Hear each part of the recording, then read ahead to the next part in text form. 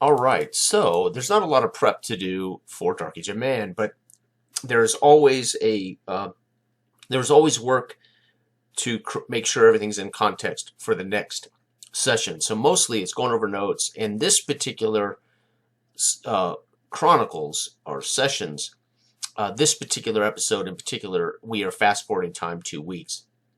So I must give the characters what has transpired in this 2 weeks. So I'll go over that here. This video will go up so everybody can enjoy this particular piece of the only prep I really have to do that, and of course make the major dilemma, the minor dilemma, and the random seeds. The major and minor dilemma generally are related to the inciting incident. So somewhere in this paragraph, you might be able to make out what the major and minor dilemma refer to. So the name of this next session would be called In the Hands of a False Prophet. 2 weeks later, Sylvester, you have scouted and identified Jarek and Mort's situation. Mort's men are blended among Vikings on the southern border. It is difficult to say this is an invasion force, but it provides a border defense. Jarek's camp is northwest of Dredgewater on the western shore of Dredge, the river Dredge. He has long boats, but too few men to bring any offense to Dredgewater. Rumor is he is a powerful warlock warrior, but awaits Tugga and his army due to arrive in the spring. Wesweld follows orders, learns, but is preoccupied and obsessed with the rumors of Twerch, the great boar. I will bring its head to father as a gift. Wesweld, of course, is the heir apparent, the 17-year-old who has been put in Sylvester's custody to learn the ways of war and scouting. Ethelwold, this is Sam's character. You are received at St. Martin's Covenant as a VIP. Your stay is pleasant. Howard Town is a prosperous and peaceful small city. The Lord Eric of Howard Town is a man of God and has successfully managed his assets to feed and protect his people. He is currently in a building project of a grand cathedral.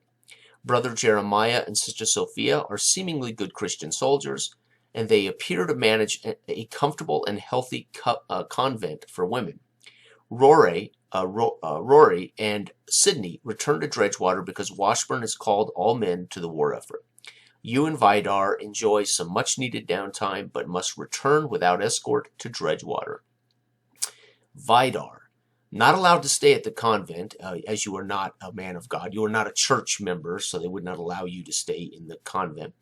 You have spent the last 2 weeks hanging around Howard Town, mostly on R&R healing. However, you have learned some disturbing rumors about the Lord, Eric, and his perfect city. Rumors swirl about how he earns his silver, and it is not so Christian nor England at heart. You cannot find any evidence to support these rumors, but not all residents love their Lord Eric. The plan was you are to escort Ethelwold back to Dredgewater when he is ready. But do you? The inciting incident. So this is the most important piece. This is where the players will literally arrive back at Dredgewater roughly at the same time. This will be the situation at hand. This can also point to what may be major and minor dilemmas as hints. Lord Washburn has fallen very ill and slipped into a coma. Lady Washburn relies heavily on Father Falcone for both advice, and Falcone is the chief caretaker for the ill Lord Washburn.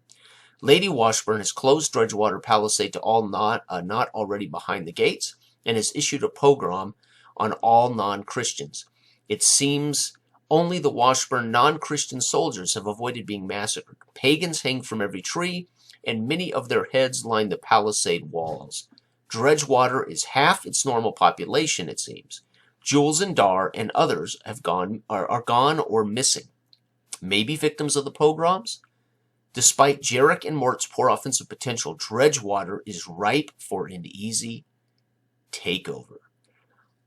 There it is, and I will give you this document, gentlemen, and we will plan and schedule our third session as it works for us. All right, thank you for listening. Everybody have a great week.